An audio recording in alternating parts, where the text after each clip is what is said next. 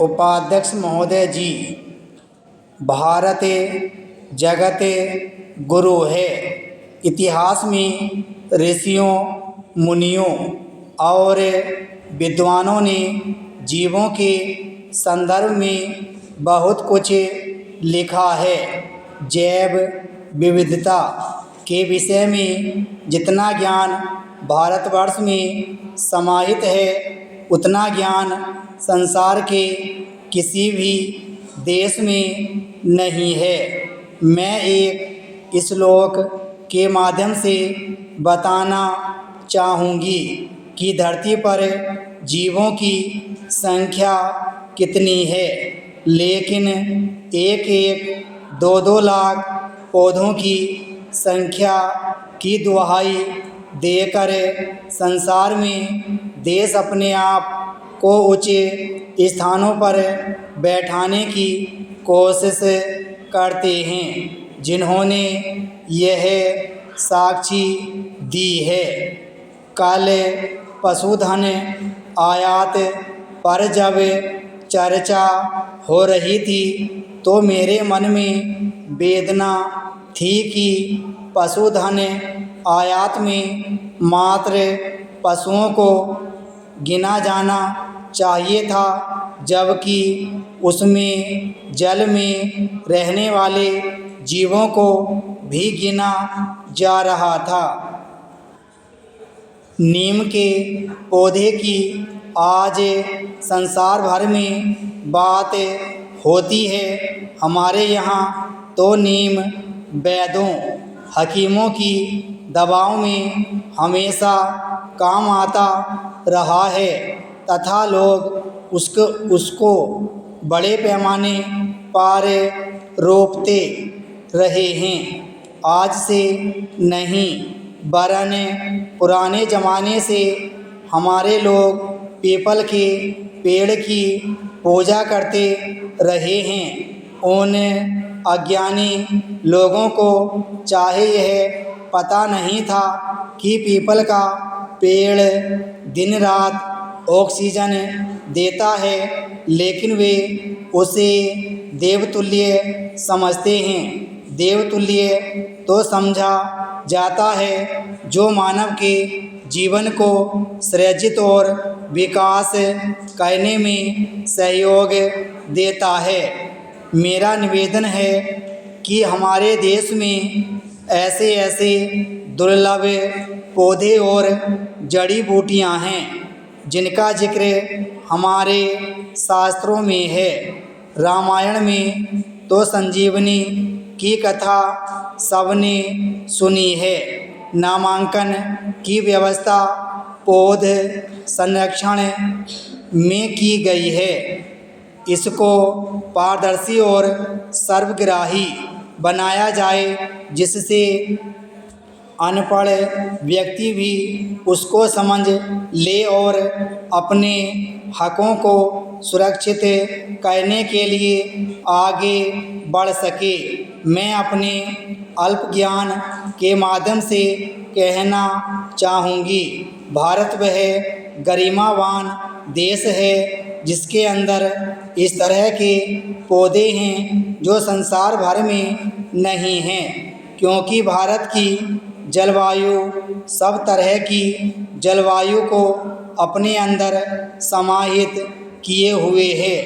ऐसी स्थिति में उत्तर से लेकर दक्षिण तक, वह पूर्व से लेकर पश्चिम तक भारत की भूमि में असंख्य किस्म के पौधे हैं जिनके संरक्षण के लिए ज्ञानवर्धन की आवश्यकता है। यदि इस बिल के अंदर इस ज्ञान को संवर्धन करने के लिए कोई व्यवस्था हो और अलग से पौध संरक्षण के लिए एक महाविद्यालय या विश्वविद्यालय कायम हो तो निःसंदेह कृषक लोग अपने पौध को लेकर वहां पहुंचेंगे और पौध संरक्षण में अपना योगदान करेंगे। पैराचीन सभापति महोदय, हमें निस्संदेह किसी बात में परिवर्तन केवल परिवर्तन के लिए नहीं करते। यह कोई प्रतिष्ठा का प्रश्न नहीं है। हमें देखना यह होता है कि क्या संविधान जैसा वह है उन लोगों का हित साधन कर रहा है या नहीं जिनके लिए उसका निर्माण किया गया है। ये दो मुख्य विषय हैं जिन पर विचार करना है। अगर किसी परिवर्तन की आवश्यकता है तो वह लोकतंत्र को करने के लिए न होकर उसे और सार्थक बनाने के लिए होगा। उसे सुरक्षित रखने और अधिक जीवंत बनाने के लिए होगा। दुनिया जैसे जैसे आगे बढ़ती है, समाज परिस्थितियां इन सभी में लगातार परिवर्तन होता है और यह सिलसिला अनादिकाल से चलता आ रहा है। लेकिन हमारे समय में परिवर्तन न केवल हमारे देश में बल्कि सभी देशों में बहुत तेज़ी से हो रहा है, जिसका कारण है विज्ञान और प्रौद्योगिकी और आर्थिक स्थिति पर उनका प्रभाव।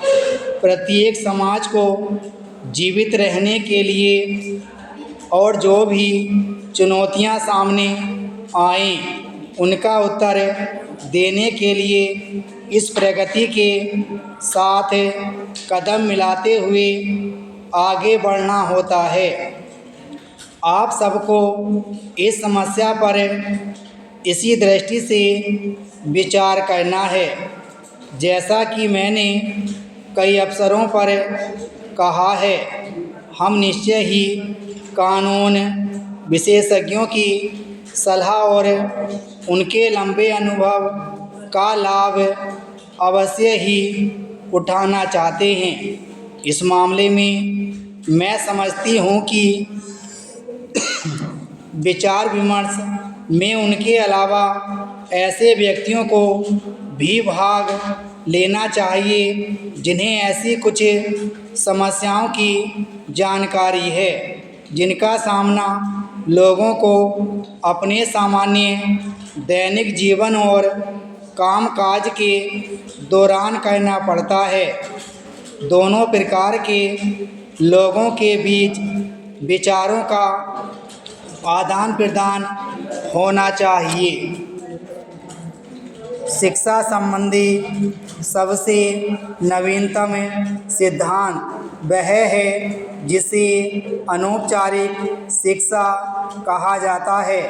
इसके बारे में अधिकाधिक बहसें होती रही हैं और मैं समझती हूँ कि यही भविष्य की शिक्षा का स्वरूप होगा।